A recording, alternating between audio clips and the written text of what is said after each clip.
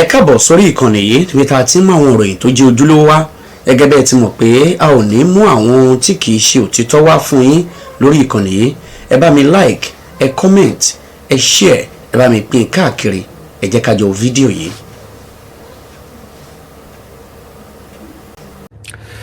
Ẹ jẹ́ kí n máa kí gbogbo ọmọ kú sòjére bí pẹ̀kú dédé àkókò yìí sẹ́ẹ̀bínú pé ibi tó gbà lélẹ̀ yìí ọ̀rọ̀ tó bá gba lẹ́ni wọn yìí fàárọ̀ sọ tó bá gba àárọ̀ wọn yìí sọ lọ́sàn-án èyí tó bá yẹ ká jíra wa láàjìn òru ìyẹn sọ lójú mọ́mọ́ àkàndọ̀rọ̀ ìkòǹkò ló kọ́ tèmi àjàó àròyìn rẹ̀ awíkòǹkò aṣọ lójú ọlọ́rọ̀ bọ́lọ́rọ̀ bá gbọ́ kí bàbá ńlá bàbá ọlọ́rọ̀ ṣe ẹ̀kẹ́ ni mi ò máa dúró fọ́ tilẹ̀ gbàngbà mo kí gbogbo ọmọ kóòtù òjíire bí ṣe lè da sọ̀dẹ́dùn ìpínlẹ̀ Ọ̀ṣun la wà yìí ìdìbò ìjọba ìpínlẹ̀ Ọ̀ṣun sátidé ni àtẹ̀tùfàjà ò sí ń bẹ̀ ọpẹ́ tí wọ́n ti mọ́jọ́ August 15 ọjọ́ sátidé ló máa jẹ́ ó náà láà dìbò ṣùgbọ́n ariwo ò járí mú mi àfi bí ẹni pa àdìbò rí lọ́ṣun pákánleke fọ̀rọ̀ǹdán yín wọ́n pààyàn ń bí wọ́n pààyàn ń bẹ̀ wọn ẹ̀mí wá ń ṣòfò láì kìí sadìẹ ẹ̀mí ń jábọ́ láì kìí sẹ̀mí ewúrẹ́ wọ́n ń pààyàn láì kìí ṣe pé èèyàn lọ yan pàpàtà ìran. So now lánàá ni fọ́nrán kan gbàgbóró nípa ọ̀rọ̀ tí sẹ́nítọ̀ tó wá láti Ọ̀ṣun East Senatorial District tí wọ́n sọ wọ́n ní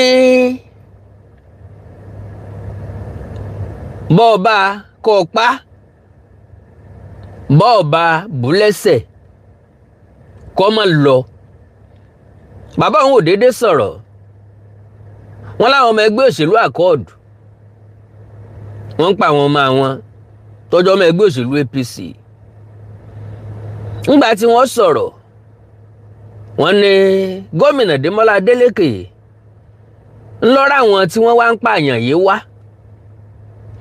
míwáyé àtẹ̀mí àtẹ̀yìn mọ̀ dájú wípé àwọn èèyàn kan máa jíṣẹ́ tí ẹnìkan kan ọ̀bẹ̀ wọ́n ní tí wọ́n ń pè ní loyalist ó kú òní pé kí wọ́n ẹ̀sẹ̀ rán èèyàn wọ́n máa sọ pé ọmọ ẹgbẹ́ òṣèlú APC lọ́pẹ́ nìkan kíní kankan kò túmọ̀ sí pé èèyàn ló rán wọn kò túmọ̀ sí pé ẹ̀yin lẹ rán wọn tàbí à ń bọ̀ ló rán wọn.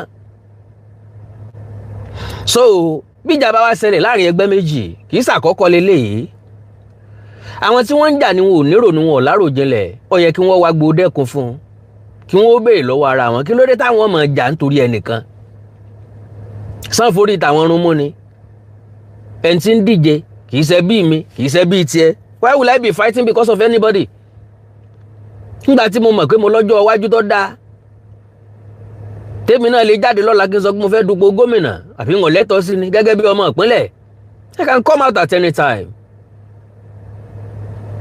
ẹni tí ọ̀rẹ́ rìn ní ọ̀rẹ́ rìn bá pé mo fẹ́ díje dupò gómìnà nbí lágbẹ́ bí òṣèlú kan lèmi náà ti jáde Oríyọmí Hamzat ti jáde ńbàdàn kò sí ní tọ́bọ̀ fi sorí tí náà kí o ṣe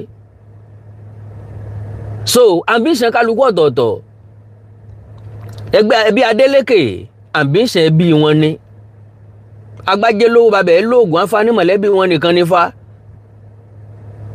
ẹni ọba jẹ lábẹ́ kínní kan ní ọmọ gbé ń sílé so the earlier the better táwa já tá ń jà tá ń para wá nítorí olóṣèlú tá a bá jára sinmi so fọ́nrán ọ̀hún ọgbàgbòrò kan lẹ́yìn fọ́nrán ọ̀hún òun náà ni gómìnà Démọ́lá Adélékè bọ́ síta gbangba wọ́n sọ̀rọ̀ wọ́n ní ẹni ọba ṣe tẹ́nìkan ò ṣe rí bójú olúwa rẹ̀ bá rí ní tójú ẹnìkan ò rí rí kò sí ní tó burú mbẹ̀ wọ́n ní sẹ́nétọ̀ Adénígbà Fádáhùn sí pé wọn ò yẹ lẹ́ni tó yẹ kó sì wà láàrin ìgboro wọ́n yẹ kíjọba ó ti mú wọn tì mọ́lé kọ́lọ́pàá ó ti now àwọn ọlọ́pàá ti wá gbé ìgbésẹ̀ akin lo and behold torí wọ́n ti invite Senator Fádáhùn sí bí ròyìn tó tẹ̀mí lọ́wọ́ bá jó òótọ́ ni mo sì mọ̀ wípé àwa yìí hẹ̀rà débi pàmò wílé tí ọlọ́mọ nínú káàkiri iléeṣẹ́ ọlọ́pàá ti invite sẹ́nẹ́tọ̀ Adénígbà fádáhùn sí. So àwọn fídíò ń bẹ tá play now n tó tún wá jẹ́ ìbànújẹ́ ọkàn ò ní pé mo tún rí àtẹ̀jáde látọ̀dọ̀ ẹgbẹ́ òṣèlú All Progressives Congress. Ìkan wọn kọ́kọ́ fi tako Demola Adeleke. Wọ́n ní you like moral right to call for Fadahunsi's arrest over doctored statement. Wọ́n ná doctor statement yẹn ni ẹgbẹ́ òṣèlú APC àtẹ̀ntí ń pàpilẹ̀ ẹ̀kọ́. Ìbéèrè ni pé ṣé ẹ nírònú, ṣé ẹ ronú dáadáa, ṣé ẹ láròjinlẹ̀. Gbogbo àwa tá ń gbọ́, gbogbo àwa tá ń wo ikọ́ ló mọ̀ gọ̀ báwọn ọmọ ẹgbẹ́ yín bá gọ̀ tó ṣèlú dí wọn lójú, tó di wọn létí, tó fọ́ wọn lójú, tí wọn mọ tọ́tọ́ yàtọ̀ sí tí ọ̀tọ̀ mọ́. Lo and behold, àwa ìsọmọ ẹgbẹ́ òṣèlú kankan. Demola lọ wọlé Ambo lọ wọlé mi ò jẹ́ lábẹ́ kankan nu wọn. So ẹni tí ọ̀dẹ̀ yáni lówó tí ọ̀dání lóko òwò kò lè pe ní lárunwó. Ilé ìtawà mọ̀ ní pé kán jẹ́ kálàáfíà ọjọba nípínlẹ̀ Ọ̀ṣun. Ẹni ó wù kó wọlé kó sá ti mú dàgbàsókè bá lù ú. Wọ́n bá ní Demola Adeleke ò ṣe dáadáa lẹ́nìkan ṣe fẹ́ wá kó ń tàn ó wá tún ṣe kó wá gbé ibi tí Demola bá dé. Báwọn èèyàn bá dẹ̀ wò ó pé Demola náà làwọn fẹ́ kó tẹ̀síwájú àhóyí òkú tí ì ṣe tẹni ọjọ́ tọ̀fọ̀. Ilé ìtawà ń sọ ni pé ẹ má pààyàn mọ́ nílẹ̀ yìí. Everybody has right to live. Gbogbo èèyàn pátápátá ló ní ẹ̀tọ́ láti wà láyé, láti wà láàyè. So now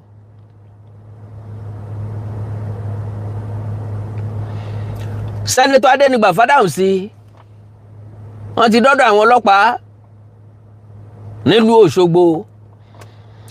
The senator representing Osun East in the National Assembly, Francis Fádáhùnsí, has arrived at Osun State Police Command Headquarters in Osogbo following his invitation by police authorities for interrogation.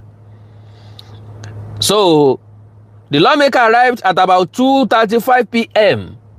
lọ́sàn-án iná wọ́n débẹ̀ in the company of the Commissioner of Police in charge of Election and Security, Samuel Irali. Ọlọ́pàá ló tún sìn wọ́n lọ, Commissioner. It will be recalled that father was done by the Osun State Police Command over a viral threat to kill Accord members ahead of the state gubernatorial election. Ńgbà tó di senator bá ń sọ wípé àwọn ọ̀gbẹ́ àfẹ́ gbọ́ Accord kankan bì kan. Ṣénú ìlú kan wà tó jẹ́ pé party kan ṣoṣo ló dominate ibẹ̀. Ẹ̀dẹ̀ tí Demola Adeleke ti wá. Ọ̀pọ̀lọpọ̀ ọmọ ẹgbẹ́ òṣèlú APC ló kún bẹ̀. Wọ́n ń campaign, wọ́n ṣe tó wù wọ́n bẹ̀. Ẹnìyàn kò dí wọn lọ́wọ́. So báwo lẹgbẹ́ òṣèlú kan ṣe wọ́n sọ pé òun ló ní ìlú kan àwọn tó kù ò gbọdọ̀ dún mọ́? Is that democracy? Ṣé democracy náà nù àbí democracy? Sáwọn aṣíwájú náà ní? Sáwọn leaders lélẹ̀ àbí dealers? Nínú ìlú tó wà tó ti gbọ́dọ̀ sòótọ́ ọ̀rọ̀, what kind of ìlú is this? Ńbo la ti get it wrong? Wo ni? Senator pẹ̀lú èjì bàbá jáde mọ́ sọ̀rọ̀ ẹ̀bẹ̀ jáde ẹ pa wọ́n ni. Àtọmọ ẹgbẹ́ òṣèlú All Progressives Congress àtọmọ ẹgbẹ́ òṣèlú Accord èwo ni sọmọ Ìjẹ̀ṣà nù wọn kí Ìjẹ̀ṣà ọmọ pa Ìjẹ̀ṣà láìsógun ìlú sílùú láìsógun orílẹ̀-èdè sórílẹ̀-èdè ní dìsẹ́mù ìlú torí pé orúkọ ẹgbẹ́ òṣèlú pín wáyà sọ́tọ̀ káwá sọ wípé tó torí pé ọmọ ẹgbẹ́ òṣèlú kan ló ṣe nǹkan fún ọmọ ẹgbẹ́ òṣèlú wa a gbọ́dọ̀ dájọ́ fún wọn gbọ́dọ̀ pa ni nǹkan tó gbọ́dọ̀ ṣẹlẹ̀ sí lélẹ́yìí. Does that make any sense to anybody? It will be recalled that Fadahunsi was summoned by the Osun State Police Command over a viral threat to kill Accord members ahead of the state gubernatorial election. The police invitation follows the outrage on social media over the senator's comment, instructing all Progressive Congress APC supporters to kill members of the rival Accord party. Láti máa pa ọmọ ẹgbẹ́ òṣèlú Accord. In a letter dated August 11, 2025 and signed by the Commissioner of Police Election in Osun State, Samuel Etafo-Etale, Fadamsi was ordered to report to the State Criminal Investigation Department, SCID, in Osogbo on Wednesday, August 12, Oninani, at 11 a.m. Ṣùgbọ́n past 2 ní bàbá tó lọ. According to Kebu, the letter stated that the police invited Senator Fadamsi to clarify the circumstances surrounding the statements allegedly made during an APC campaign in Ilesha on Tuesday. So, in the video, the lawmaker was captured in a viral video telling his supporters that members of the Accord party should be paying if encountered ahead of Saturday's in Osun governorship election. Ẹ ti gbọ́n bí tí senator ti ń sọ wípé kódà kí wọ́n mú káàdì ìdìbò dání, everybody has the right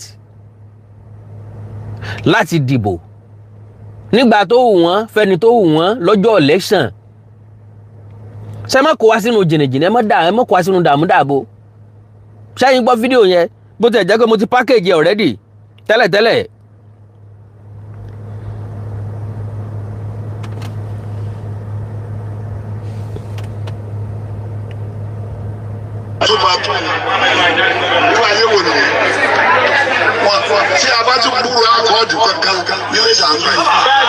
Ṣé gbọ́rọ̀ báyìí tá a bá tún gbúrò àkọọ̀dù kankan nílé ṣàǹbì yìí, tá a bá tún gbúrò àkọọ̀dù kankan sọ́dẹ̀ ń pọ̀dẹ̀ jayé ni. Ta ló sọ fún ọ pé ẹgbẹ́ òṣèlú kan ni wọ́n ní Iléṣà tàbí ẹgbẹ́ òṣèlú kan ló wà lọ́sùn? Kí làbùrọ̀ dápayà sáwọn ẹni ẹlẹ́ni láyà? Tẹ bá mọ̀ pé ilé wọlé ẹ ṣiṣẹ́ ọwọ́ yín náà o. Àná tó ń sọ̀rọ̀ yìí close pa Adémọ́lá Adélékè ní tẹ́lẹ̀tẹ́lẹ̀, ìjà wá dé onídòwe. Ṣé irú òṣèlú tá ń practice ní Nàìjíríà náà nu? Ní pẹ́nu ọ̀gbọ́mọ jẹ́rí kò yí respective of ọjọ́ orí. I'm asking father Senator Adenigba Fadamsi, kí ni tí bàbá yìí tún fẹ́ achieve mọ́ láyé? Kí ni tó tún kù wọ́n tán tó fẹ́ ṣe? Is he governor or president with his age? Because merely looking at him, senator yìí ti máa lé ní 70 years.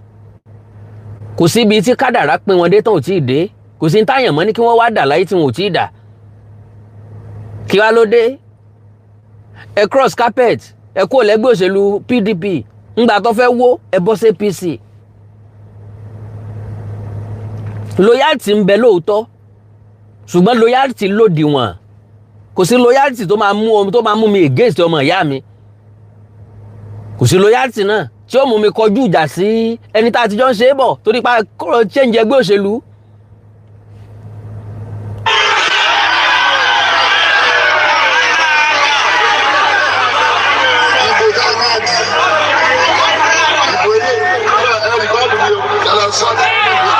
Ẹgbọ́n tó sọ o, ìbò tá a máa di eléyìí ò ń ṣe ẹ rìkọ́ọ̀dù mi ò ká ẹ lọ sọ, ó dẹ̀ dínà ẹ̀.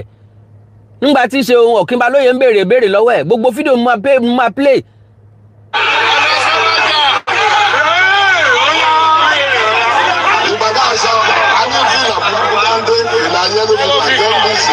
Now, ìgbà tá a sọ a ní fìlà burúkú tí wọ́n ń dé, fìlà yẹ́lò.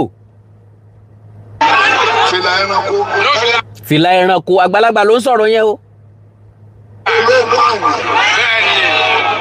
Èló ló ti rí tí èébù ti pa. Lẹ́yìn ẹ̀yìn kọ́ ní gbogbo àwọn bá pa yìí. So àti dé àti wá sọ fún yín. Títí dọjọ́ ìbò tí a bá rí wọn, ó pa mi o. Ẹ gbọ́ nǹkan tí wọ́n sọ. Títí dọjọ́ ìbò tá a bá rí wọn, pípa ni o. Àwa ò lè máa wò, wọ́n dẹ̀ ni wọ́n dọ́kítọ̀ fídíò ni lájọ gbọ́ yìí náà.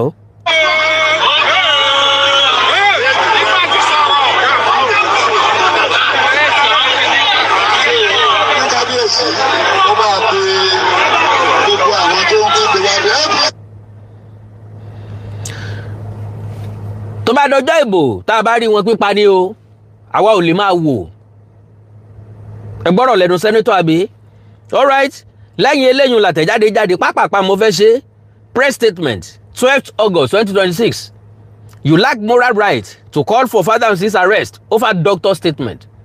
Senator Fadamsi sọ wípé ìgbà táwọn sọ̀rọ̀ ọ̀rọ̀ táwọn sọ lé 30 minutes kí ló dé tó jẹ́ pé ibẹ̀ yẹn nìkan làwọn èèyàn yọ níbi tán fẹ́ lò náà yọ níbi tó wúlò náà yọ níbi tẹ́ ẹ ti sọ̀rọ̀ tó tako òfin níbi tẹ́ ẹ ti sọ̀rọ̀ tó jẹnu lọ náà ni wọ́n post.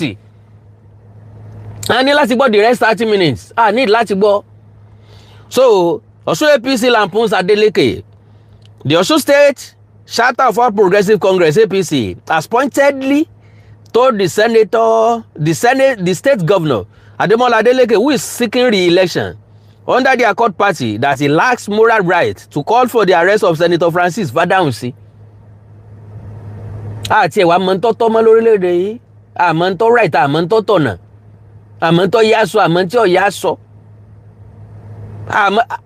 àmọ́ntọ́ wetí gbà mílẹ̀ tí ò betí mu. We just talk anyhow. Okay. Under the Accord Party, that he lacks moral right to call for the arrest of Senator Francis Fadamsi, representing the Osun East Senatorial District of the state, over a doctor statement attributed to him, which was glaringly out of context. Nbi gbogbo alájọ ń gbọ́. Kí wá ní gọ́ọ̀mẹ̀ntì, kí ni iléeṣẹ́ ọlọ́pàá, kí ni wọ́n invite Senator Fadamsi sí? The state chapter of the Accord Party has been making a fuss over the out of context statement credited to the federal lawmaker that the APC members should kill the members of Accord Party. In as much as we as a party do not support jungle justice for whatever reason, but we are stating equivocally that the accusation of the Accord Party functionaries in this regard was born out of the desperation of the players of the relatively unknown political party to act maliciously against the highly respected and peace-loving federal lawmaker under the guise of playing politics. We all heard him. This is not a matter of playing politics.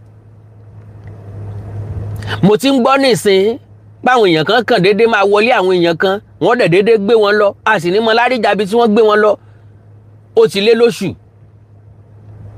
Demola Adeleke ṣẹ̀ṣẹ̀ confirm nínú fídíò tí mo máa padà play fún wípé àwọn èèkàn nínú ẹgbẹ́ òṣèlú Accord ní làwọn ọlọ́pàá wá arrest wọ́n sì gbé wọn lọ Àbújá wọn ò dẹ̀ ní release wọn títí di Monday lẹ́yìn tán bá sọ rìsọ́ọ̀tì. Irú òṣèlú wo la wá ń practice ńbo la ń lọ gangan kí là ń bá káàkiri lórí ẹ̀mí tí ò tó lè mọ́ dọ̀la lórí ẹ̀mí tá a lágbára lórí ẹ̀ lórí ẹ̀mí tá tó jẹ́ pé àwa gangan ò lè sọ pé báyìí ni yóò ṣe dúró dà. Okay based on an address of a press conference on the non-issue by the ongoing Governor Ademola Adeleke on Tuesday, it was crystal clear that the governor and his co-travelers are still nursing the pain of the defection of Senator Fadamsi from People's Democratic Party. Now, bẹ́ẹ̀ bá sọ pé Demola Adeleke náà sí torí pé Senator Fadamsi kúrò nínú Accord Party. Gbóyèga Oyètọ́lá sóhun náà sí pé Demola Adeleke fẹ̀yìn ẹ̀ janlẹ̀. So tá a bá ń ta ká mọ́ tọ́ kọ́ mọ́ bá dẹ́ran àpádànù.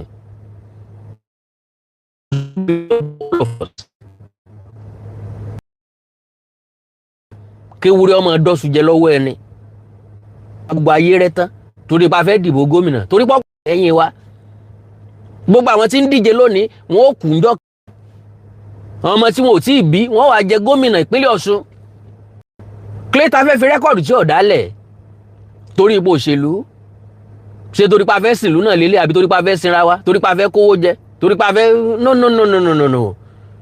àwọn èèyàn ló máa ń chùsọ lórí wọn ẹ ń bá tẹ̀lú lọ́rùn ní ẹjẹ́ kí ló dìbò fún ó ṣe wá di tìpátìkúùkù gbogbo ọgbọ́n àtètè tí kálukú yín mọ̀lẹ́ ti sán eléyìí tó sáìtẹ́ ìtọ́ dá wa lójú ni pé ẹ tàbò wọn ó sì ràbò yes àbí wọn tàbò ẹ̀yin náà ràbò ẹgbẹ́ òṣèlú gbogbo ẹgbẹ́ òṣèlú ni wọ́n tàbò especially APC at Accord reality Accord ó fa àwọn èèyàn lówó àwọn èèyàn gbà APC ó fa àwọn èèyàn gbà because ebi ti pa àwọn èèyàn kọjá àyè bàbá dẹ̀ ń try láti sọ fáwọn èèyàn wípé owó tẹ́ ń gbá yóò ní gbọ́ bùkátà yín wá ní ibẹ̀ ni ojú kò sí àwọn ò lè káwọn mọ̀ gbá o for how long?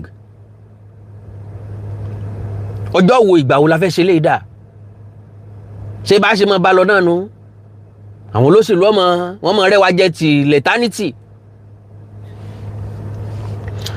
Okay o, as if that wasn't enough, the recent adoption of our governor candidate Asiwaju Munirudeen Bola Oyebanji Ambo by the former governor Olagbosoye Oyinlola, former secretary to the state government Alhaji Fatai Akinbade, former Southwest deputy chairman of the PDP Alhaji Tajudeen Oladipo, who also at the time functioned as state commissioner for finance under the administration of former governor Oyetola, were part of the reason why the sinking governor is not sparing any object to bring down his real and perceived enemies.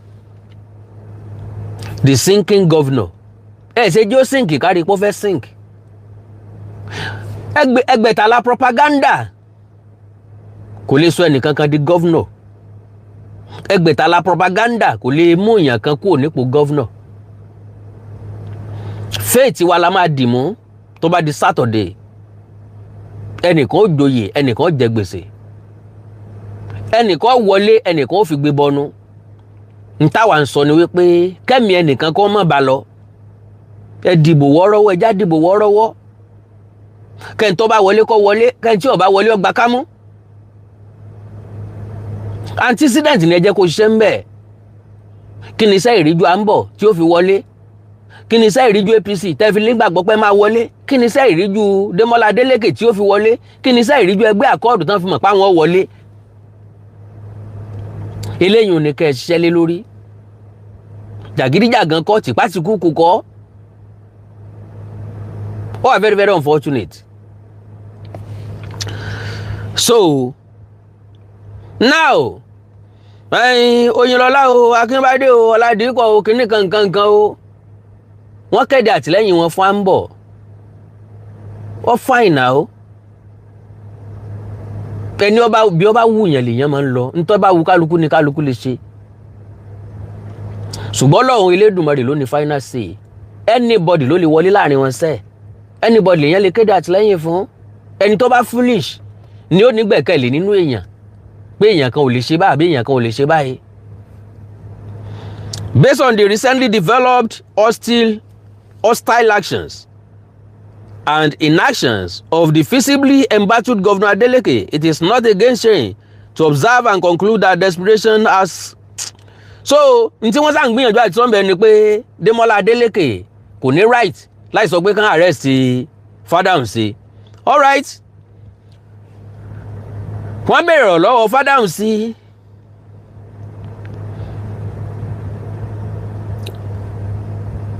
Mọ́. All right. Ẹ jẹ́ kó gbọ́rọ̀ lẹ́nu Démọ́lá Adélékè.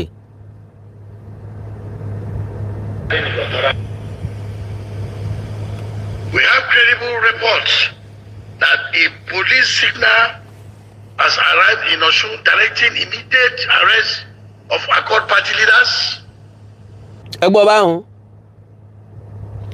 Police signal. Wọ́n ti dé sọ́sùn. Ńbo wọ́n ti wá látàbújá. Àwọn eléyìí tó wá òun. Wọn ò wá torí ẹni tó bá ṣe jàgídíjàgan. Wọn ò wá torí ẹni tó bá fẹ́ ràbò. Torí àwọn èèkàn nínú ẹgbẹ́ òṣèlú Accord ni wọ́n ṣe wá. Why? Sáyé sọ̀rọ̀ tá ń gbọ́ sóòótọ́ ni. Ṣé bẹ́ẹ̀ ló ṣe rí àbí ò rí bẹ́ẹ̀? Àwọn kan ní ààrẹ Bọ́lá Tinubu wà too desperate láti gbọ́sùn by fire by force. Àwa wá ní kò yẹ kó lè rí bẹ́ẹ̀. Torí bò tí Bọ́lá Tinubu wà ń, Tinubu ò mọ̀ pé òun ò dé bẹ́ẹ̀. Orí ló gbé dé bẹ́ẹ̀. Oríṣiríṣi nǹkan ló iṣẹ́ tako Tinubu. Àwọn tó trust wọ́n iṣẹ́ tako. Ẹgbẹ́ òṣèlú ẹ̀ wọ́n iṣẹ́ tako. Ṣùgbọ́n kádàrá ní rárá. Òun gangan ló ń fẹ́ nípò yẹn ni Bọ́lá Tinubu fi débẹ̀. Ṣé lóòótọ́ ni Bọ́lá Tinubu wà desperate láti gbọ́sùn? For what purpose? On what purpose? Mo ti ẹ̀gbáyé sọ ọ̀rọ̀ kan pé àwọn kọmitì kan wọ́n ràn wọ́n wá látàbújá ní tí Bọ́lá Tinubu sọ fún wọn ó send message sí wọn pé ìgbà tó ń bá máa rí wọn ní Monday wọ́n ní result ló ń fẹ́ rí lọ́wọ́ wọn. I was like, ṣé ààrẹ ti mọ ibi tí ó wò sí ni ṣé wọ́n ti mọ ibi tí ó sọlẹ̀ sí ni ṣé wọ́n fẹ́ fọ́ọ̀sì èèyàn lé à lórí ni ṣé gbogbo wa náà wọ́n lè fọ́ọ̀sì èèyàn lé lórí.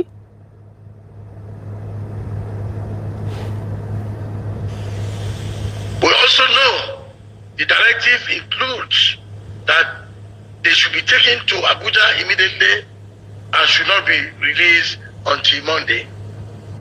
ẹ gbọ́ wọ́n bá ti mú wọn Abuja ni straight bóyá bàálù wọn wọ̀ débẹ̀ o bóyá ọkọ̀ ojú irin ni o kàn sáàmọ́ kí wọ́n lọ Abuja kí wọ́n sì mọ́ release wọn until tá a bá dìbò tán Sátidé tá a kàbò tán Sunday àti Monday kí wọ́n tó ẹ̀sẹ̀ release wọn ńgbà tí wọn ò ní lè take part nínú election yẹn rárá. èmi ò gbà pé bẹ́ẹ̀ lórí o ṣùgbọ́n gómìnà ló sọ bẹ́ẹ̀. I have spoken to the Inspector General of Police about the reported directive to arrest Accord Party leaders. But I am appealing to him that if this development if it is true, it is illegal and present Nigeria as a lawless country. ṣé wọ́n Adémọ́lá Adélékè ẹsẹ̀ mọ̀ wípé Nigeria is a lawless country ni. now àwọn ọmọ ẹgbẹ́ òṣèlú All Progressives Congress kan wọ́n ń boast wípé agbára federal làwọn lò. bóyá wọ́n lágbára federal might ni làwọn máa lò. lóòótọ́ nínú ìdìbò tó lọ Bọ́lá Tinubu ó wọlé nípínlẹ̀ Ọ̀ṣun. Bọ́lá Tinubu ó dẹ̀ fẹ́ lu gbogbo agbára láti wọlé léléyìí nípínlẹ̀ Ọ̀ṣun. yọ́dẹ̀ wá wò ó pé the only thing tó ń lè ṣe ó ní kóun ọkọ́kọ́ kóun ọkọ́kọ́ mọ bí gómìnà ẹgbẹ́ òṣèlú All Progressives Congress yóò sì wọlé lọ́ṣun náà. now tẹ́ ẹ bá wò dáadáa oríṣiríṣi nǹkan tí wọ́n ṣe fún Bọ́lá Ahmed Tinubu náà ṣe fún Démọ́lá Adélékè báyìí.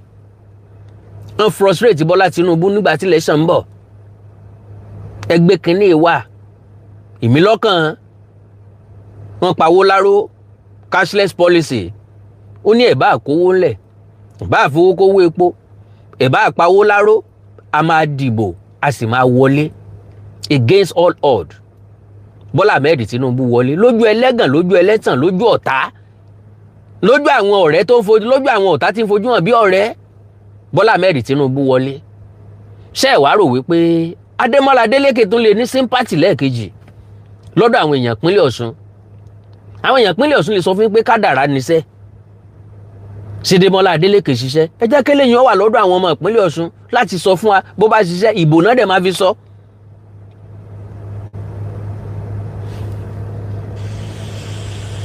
Arresting Accord Party leaders on the eve of an election amount to police helping and assisting the APC Osun to rig the election. Now, Démọ́lá Adélékè said, tó bá wáyé bẹ́ẹ̀, tó bá jẹ́ pé lóòótọ́ ni, ìṣẹ̀lẹ̀ yẹn ń fi Nàìjíríà hàn gẹ́gẹ́ bí lawless country, ìlú tí ò lófin. Kì í ṣe pé àlófin, àṣàmúlò òfin ni, òfin ni ò mú gbogbo èèyàn.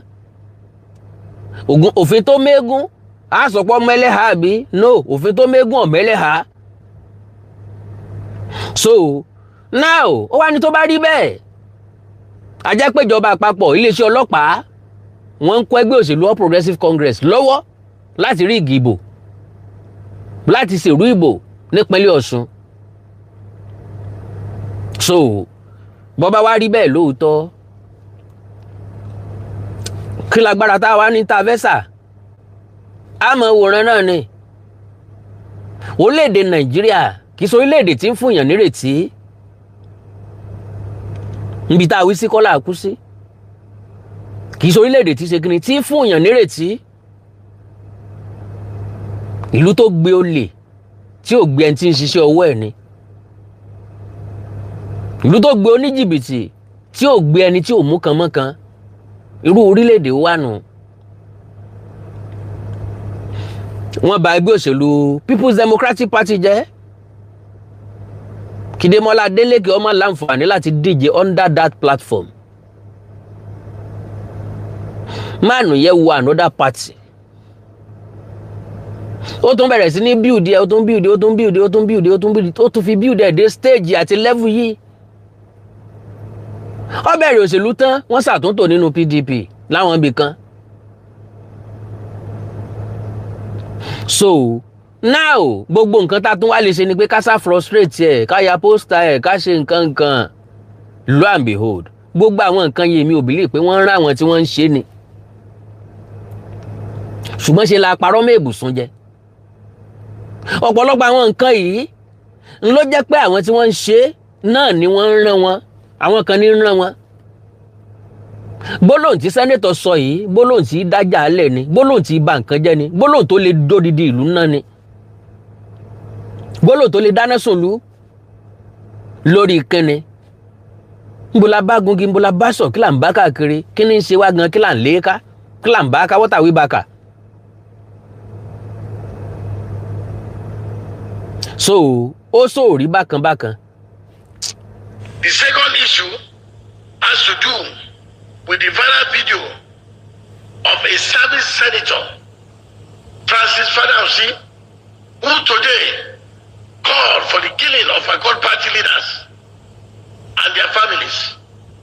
In the video, the senator even threatened that where they cannot get Accord party leaders, they should kill their wives and children. This is now beyond politics. This is now a national security threat that requires the attention of Mr. President through the Office of the National Security Advisor. I have raised this issue with the Inspector of General Police and demanded for the immediate investigation and arrest of Senator Fadausi.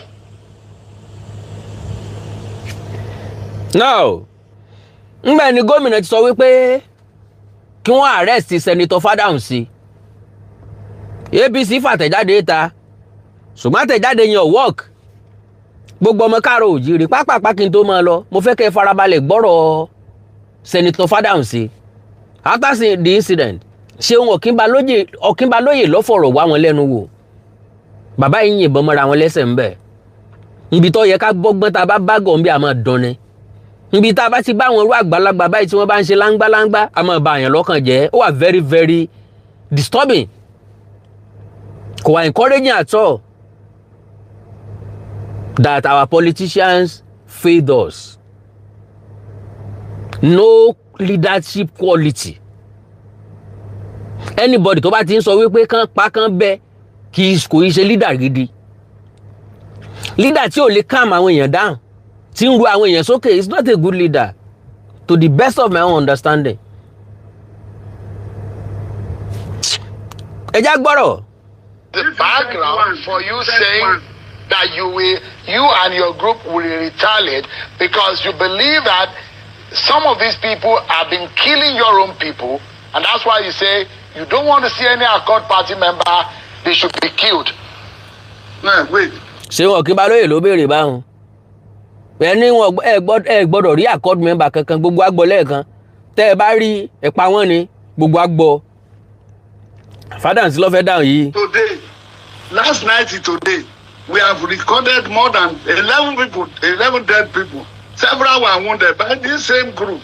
Now, Baba Fadausi ní lónìí àwọn ti rí cases bíi 11 àwọn èèyàn tọ́jọ́ ọmọ ẹgbẹ́ òṣèlú àwọn tí wọ́n pa.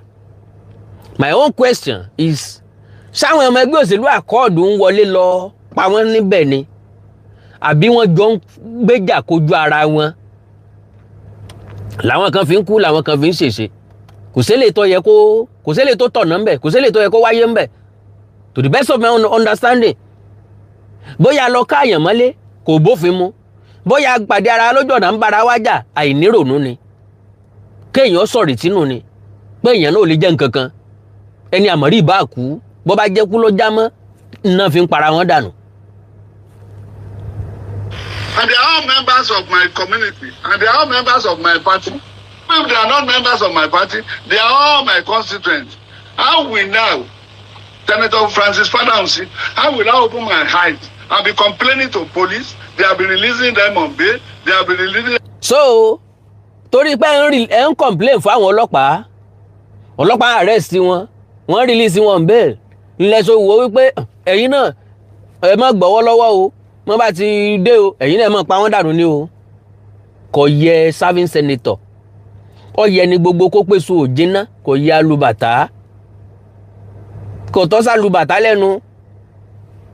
My high court, and the criminals have been released, and they are calling them their children. You don't want me to talk. Today, I had to lead my people to the palace. When we got to the palace, the other was not there. We met the junior one. We called the senior one that enough is enough. I cannot sit down that a governor start terrorizing my community. Enough to do. I cannot sit down that a governor start terrorizing my community. Ṣé gómìnà ló kó mọ dání ni? Ìbéèrè yẹn nu tí kì í bá dìjà o. Ṣé Démọ́lá Adélékè lọ sọ fún wọn pé ẹ lọ Iléṣà, ẹ rì mọ́ sá wọn, ẹ rì mọ́ pa wọ́n? Sáwọn ọmọ ẹgbẹ́ òṣèlú àkọ́ọ̀dù ni wọ́n kọ́kọ́ dájálẹ̀, àbọ̀ ọmọ ẹgbẹ́ òṣèlú APC. Tí n bá mú màá fẹ́ lù pa, tó ń tàn wọ́n bá lè dá mú máa ń kọ́. Ó tọ̀ wo ló wà nídìí ọ̀rọ̀ yìí? Iléeṣẹ́ ọlọ́pàá ló lè bá wa ṣèwádìí. Kò sẹ́ni tí fọ̀bẹ tó nù jẹ́ sí o. Agbọ́n ọmọ ṣẹ́ oyin ọmọ ṣẹ́ náà ni o. Bẹ́ẹ̀ bá bí APC wọ́n á ní àwọn ọmọ nǹkan kan, bẹ́ẹ̀ bí àkọ́ọ̀dù àwọn náà ọmọ tẹ́wọ́ pẹ́ bẹ́ẹ̀ ni. Wọ́n láwọn ọmọ nǹkan kan. But Senator, is that a basis for you saying you will retaliate? Because you are a lawmaker, and there are those who will say, that sounds like the words of a lawbreaker. How would you say retaliate? How would you say people should be killed? Kọ́lọ́mbà ń kẹ́ ẹ ṣe wọn kì í bá lóye dáadáa. You are a lawmaker. Ìwà tẹ́ ń wù, ìwà lawbreaker ni. Ẹ̀yin tẹ́ ẹ já sòfin, ẹni tó wà lẹ́gbẹ̀ẹ́ asòfin àgbà. Àwọn tá ń respect nu o, lójú yín tẹ́ ń respect nìyẹn o. Except few of us tá ní respect kankan fún olóṣèlú Nàìjíríà. I don't have respect for anybody, including the president. No respect for anyone. Bó a kàn gbà fún wọn torí kò síbi tá a fẹ́ lọ, kò sí nǹkan tá a fẹ́ ṣe. Kí nìdí tá a fi ní respect fún wọn ni pé kí ni tí mẹ̀kúnnù jàǹfààní láti 1999 tá a ti padà sí democracy? Just tell me. We are the one paying the price. Àwa mẹ̀kúnnù òlú là ń san gbèsè. Àwa náà ń yọ gbogbo nǹkan lórí wa. Àwa la ń repo ọ̀wọ́n bọ́ wọn. Àwa la ń róúnjẹ ọ̀wọ́n bọ́ wọn. Àwa ní ìkọlù ń kọlù. Àwa la wà níbi tán ti ń jiyàn gbé. And this is you telling people to take laws into their hands. If you listen to me very well, I didn't say it in English, so you cannot interpret all this in English. Ṣé ń gbọ́dọ̀ báyìí? If you listen to me very well, I didn't say all this thing in English, so you cannot interpret me as well in English. Can you imagine? Torí pé wá sọ léèbó, só túmọ̀ sí pé ẹ lọ pa wọ́n, ẹ máa pa wọ́n, só túmọ̀ sí pé ó ti change sí friendly words. Because I don't just understand. Told them, this show that they are weak. This show that they cannot win. They should shut them down by their vote. They should kill them by their vote.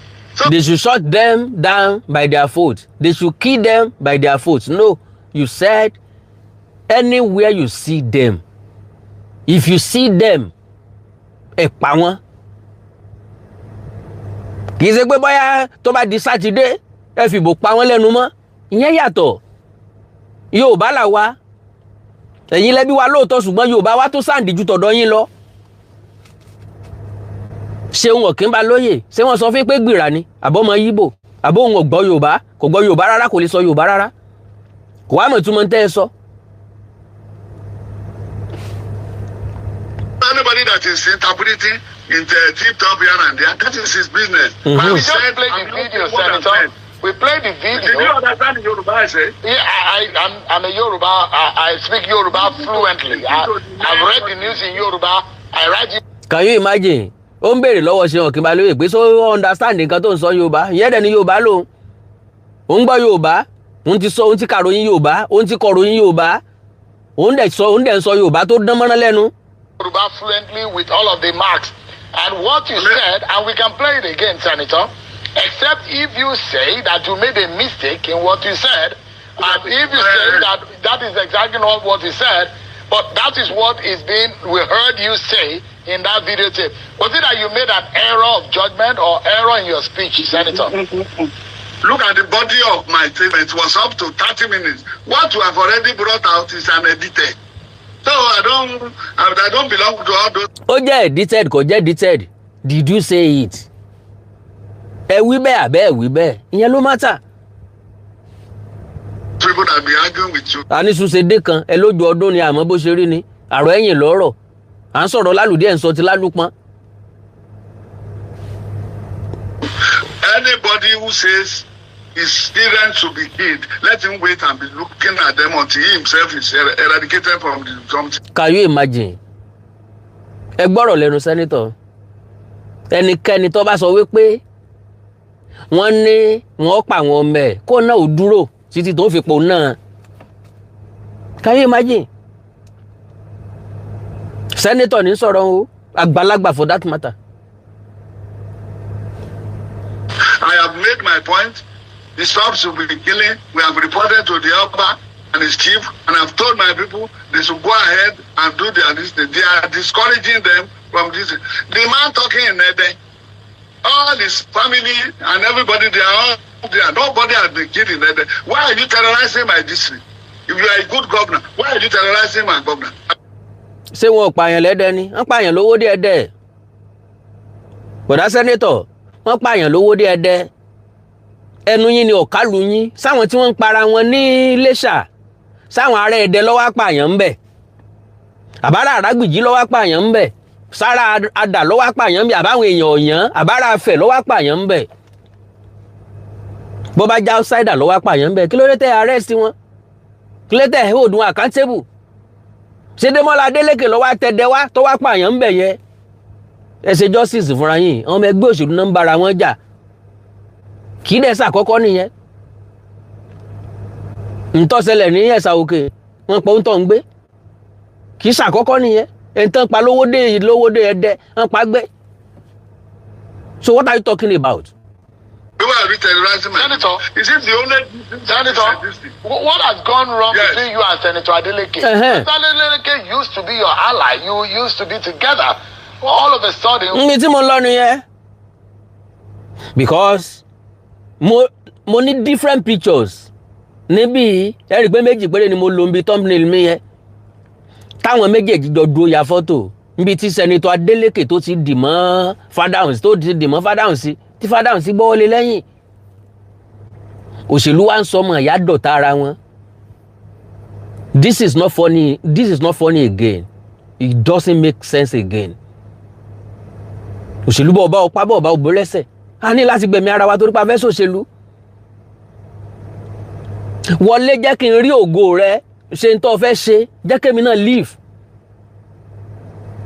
Ẹ jẹ́ káwọn mẹ̀kúnnù náà ò gbélé ayé bẹ́ẹ̀ bá fún wa ní dáadáa tẹ́ ń jẹ tẹ́ ẹ̀ fún wa jẹ à ń manage lè tá ń jẹ àsìpọ̀ Ọlọ́run lẹ́jọ́ àgbàkádàrá a nígbàgbọ́ nínú Ọlọ́run pé ó ṣeé ṣe k'Ọlọ́run ó yígbà wa padà níjọ́ kan.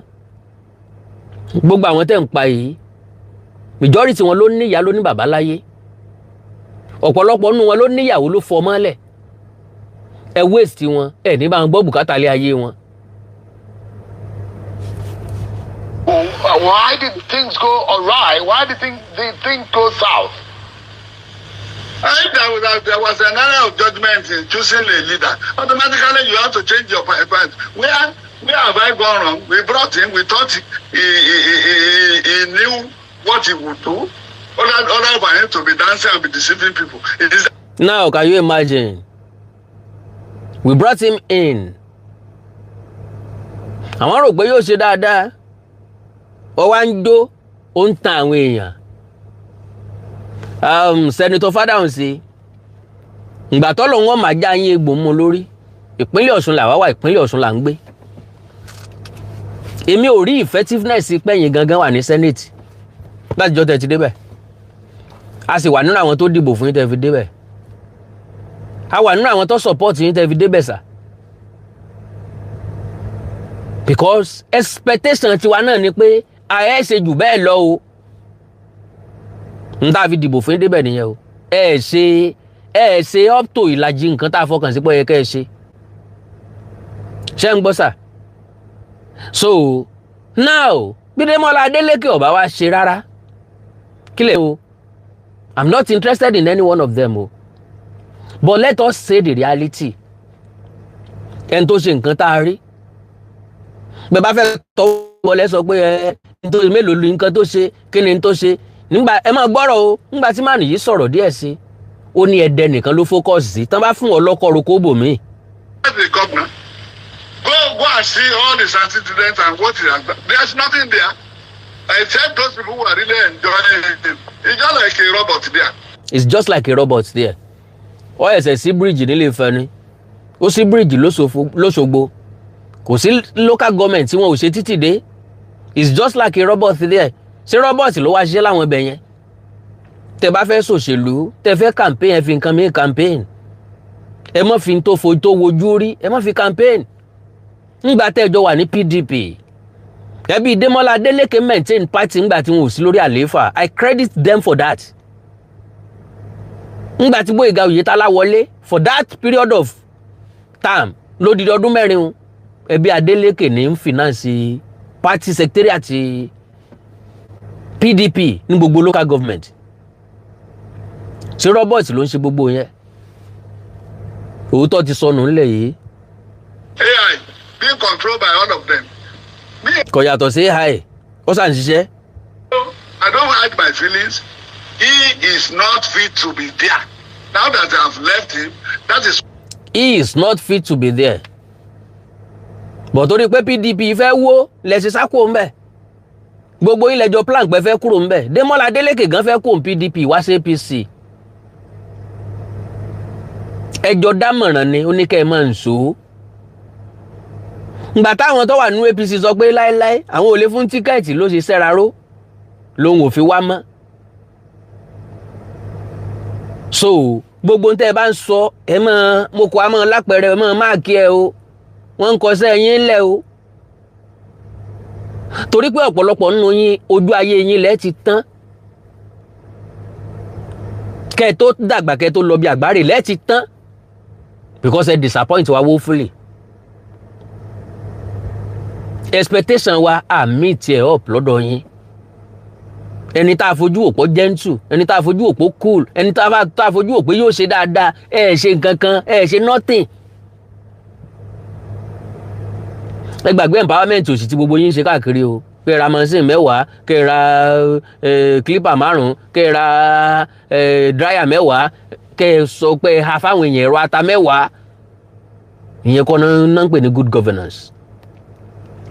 Ìyẹn kọ́ náà ń pè ní impact. Gbogbo owó tẹ́ ń pa tẹ́ ń kó jọ tí wọ́n ń fún yín kí lẹ́ fi dà lọ́la. Èèyàn mélòó lẹ fi ràn lọ́wọ́? Ní sẹ́ni gbogbo senatorial district ọ̀hún. Èèyàn mélòó ni Senator Fadamsi ti help? Èèyàn mélòó lẹ ti gbé bùkátà ìlérí? So ọ̀rẹ́ àtijọ́ ó wá dọ̀tá àtijọ́ nìsín. Ọlọ́run ràn gbogbo yín lọ́wọ́. Why his own problem is there?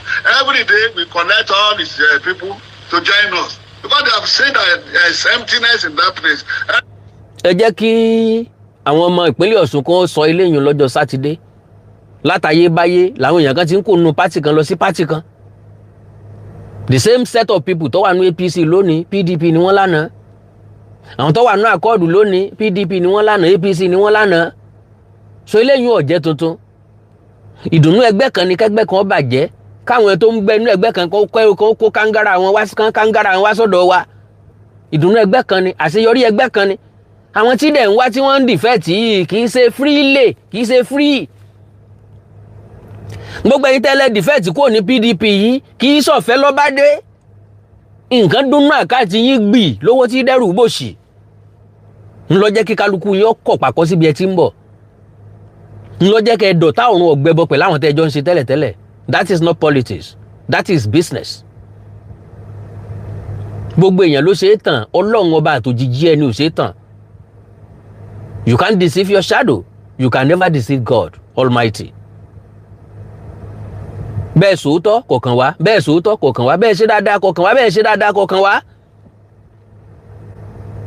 ẹ sá mọ́ sọ pé ká má jẹun àti gba kádàrá àsìyàn ní majority yín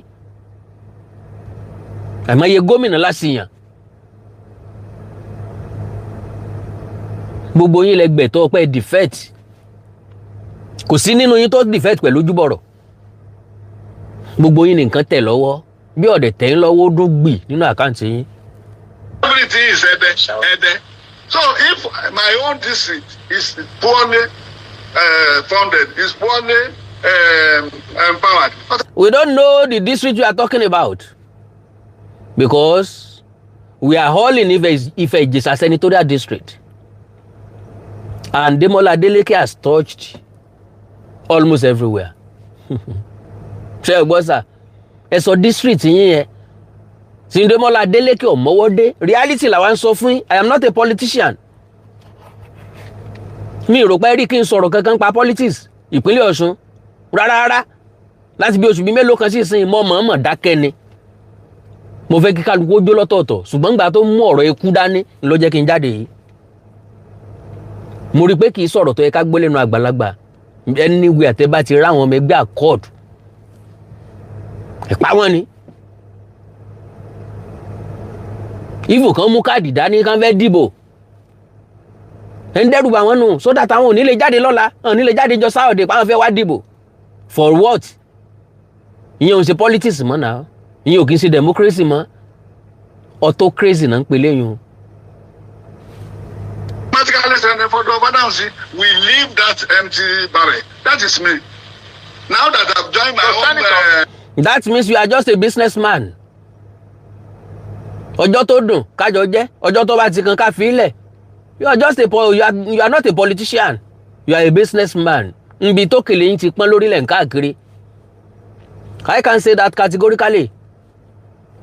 Àwọn tẹ́ ẹ lè mọ́ fẹjú mọ́ àwọn ò sínú wọn àwọn tẹ́ ẹ fẹjú mọ́ àsínú wọn àsínú ẹni tí ń kalẹ̀kùn lé olóṣèlú. Torí kò sí expectation kankan lọ́dọ̀ wa sí i. Àwọn tí ń tẹ̀lé lẹ́yìn àwọn náà expect pé ẹ empower àwọn kò sí empowerment ẹ ṣe fúnru wa. Mo bá sọ rep member kan pàdé níbì kan wọ́n invite ẹ̀ síbẹ̀ wọ́n ní kó donate owó tó kéré mọ́ ẹ̀ sà. Àwọn ọlọ́mọ tí ó gbẹ̀ empowerment lọ́dọ̀ yín a need connection tọ̀dọ̀ yín connection ọ̀dọ̀ Ọlọ́run la need ní certificate ń fi wáṣẹ́ mi ṣe engineer tẹ́ ń sọ pé kẹ́ wá gbé títì fún mi orí Ọlọ́run kì í nígbìmọ̀ wọ́n kàn sọ pé wọn náà lárí pé o lè ṣe ní quality náà fi máa ń pìkì ńlá wá dúró lé lórí.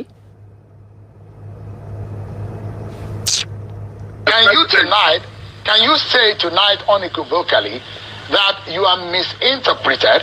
You do not mean violence. You are not asking anybody to be killed because that rhetoric and that narrative has gone far as though you are asking people to be killed. Can you correct that narrative and say you do not want people to be killed? I did not say somebody they should be killed.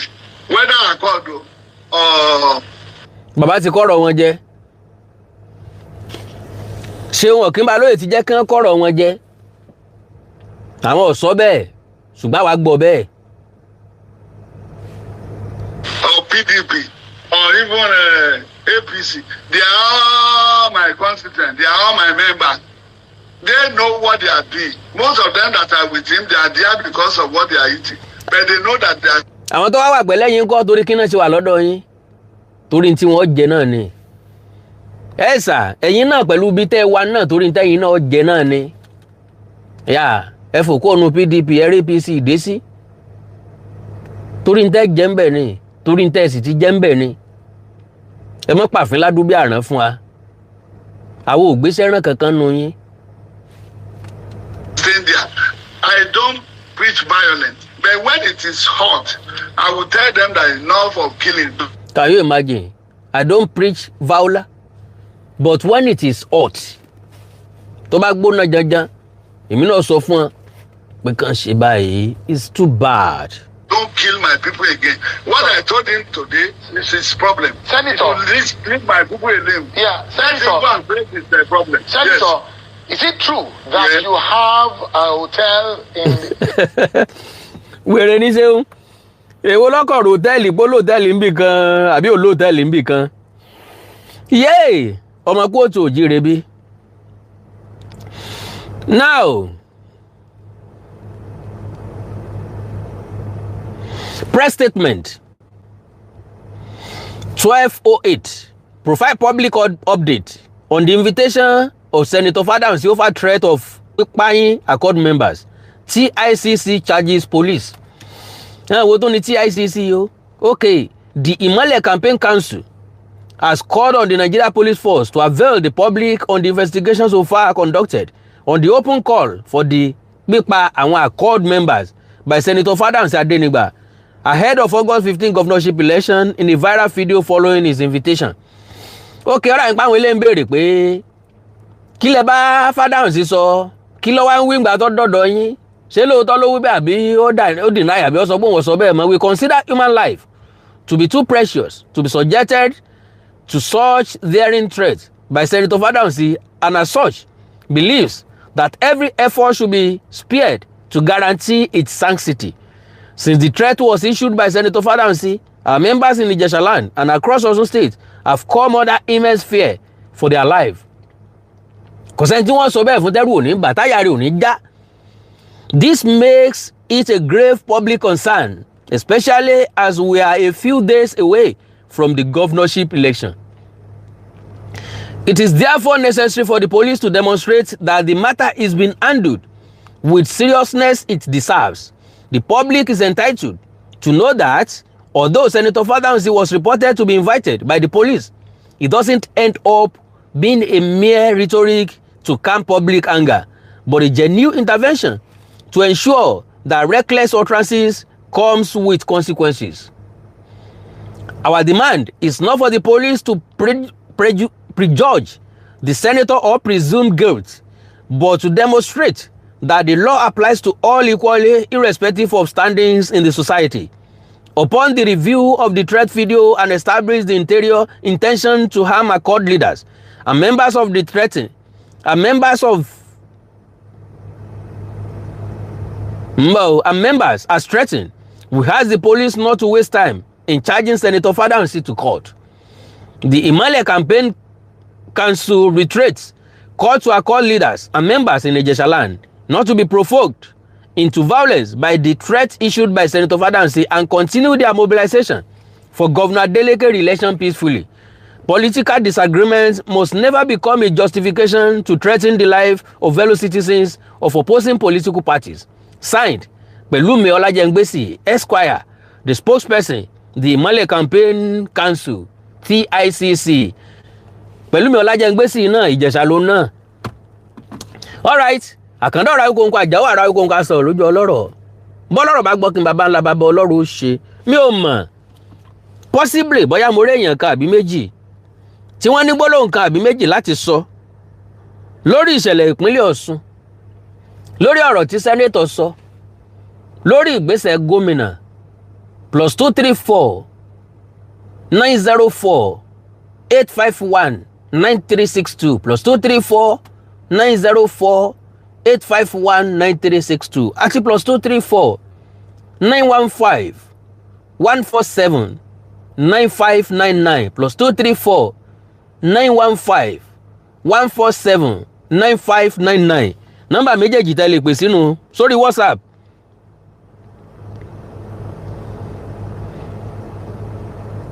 Bóyá mo ráwọn èèyàn bíi méjì mẹ́ta tí wọ́n ní nǹkan kan tàbí méjì láti sọ kí n tó kúrò lórí ètò. +234 915 147 9599 àti +234 904 851 9362.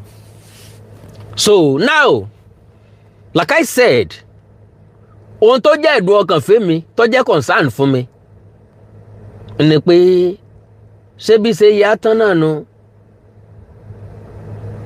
eyín tó ti ń fẹyín sí ìyàn, ajá tó ti ń rí ni tó ń jùrù, tó wá rí ni tí ń gbó, bó ló ṣe rí lára tí Senator Fadamsi wọléwọ̀de Adélékè ní tẹ́lẹ̀, ìjà dé Onídòwe, wọ́n pín ẹgbẹ́ òṣèlú, ìjà dé. Tó bá jẹ́mi ni Senator Fádáhùnsí,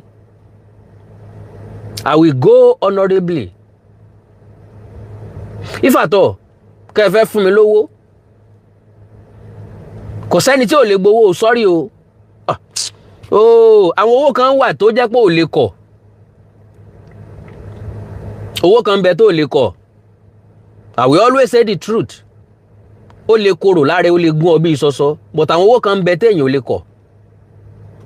Ó gbàrú owó bẹ́ẹ̀, ó fi condition sí. Ẹ mọ̀ bẹ́ẹ̀ mi pẹ̀lẹ́ ní ìṣerí tẹ́lẹ̀tẹ́lẹ̀ o. So owó tẹ́ fún mi ni pé n ò ní support ẹ̀, ṣùgbọ́n n ò ní bring ẹ̀ wálẹ̀. Ìní dá sí nǹkan kan tí bá ń lọ láàrin yín, máa ṣẹnu ń gbọ́lá fún. Kan fún èèyàn bíi 1 billion naira. Mo fi ṣàpèjúwe ni o, kan fún èèyàn bíi 1 billion naira kẹ́ wá sọ pé ò ní sọ̀sọ́kúsọ lẹ́nu. Bọ́n lẹ́lòmí ọlọ pàyẹ́ ẹ̀ torí 1 billion yọ padà nù o, pé 1 billion. Kí mọ́ mi tún ṣe láyé tẹ́lẹ̀tẹ́lẹ̀, ẹ jẹ́ kó wọ́n lọ yanjú ẹ̀. Ṣé kí n parí sí ni? Bówó ṣe lè yàwọn èèyàn wèrè nìyẹn.